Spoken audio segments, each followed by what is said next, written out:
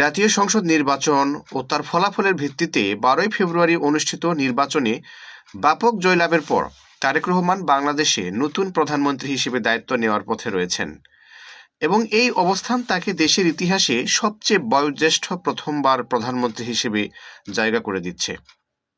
এবারের নির্বাচনে বাংলাদেশের ঐতিহাসিক দল বাংলাদেশ জাতীয়তাবাদী দল বিএনপি বিপুল সংখ্যা গরিষ্ঠতা অর্জন করেছে, যার ফলে তার নেতৃত্বে সরকার গঠনের প্রক্রিয়াও ইতিমধ্যেই শুরু হয়ে গেছে। নির্বাচনী ফলাফল ও নিয়মানুযায়ী তারেক রহমান আগামী দিনে প্রধানমন্ত্রী হিসেবে শপথ গ্রহণ করবেন বলে আশাবাদ প্রকাশ করা হচ্ছে। তিনি দীর্ঘ 17 বছর নির্বাসিত থাকার পর দেশে ফিরে এই রাজনৈতিক পরিবর্তনের অংশ হতে যাচ্ছেন।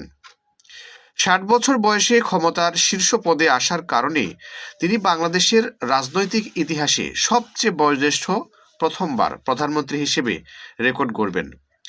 বাংলাদেশে বয়স 45 থেকে 55 এই রেঞ্জের মধ্যে সরকার প্রধান হওয়া উচিত ছিল এবং এটি স্বাভাবিক প্রবণতা, কিন্তু এবার 60 বছর বয়সে প্রধানমন্ত্রী হওয়ার প্রেক্ষাপটে এটি একটি অনন্য ঘটনা হিসেবে বিবেচিত হতে যাচ্ছে।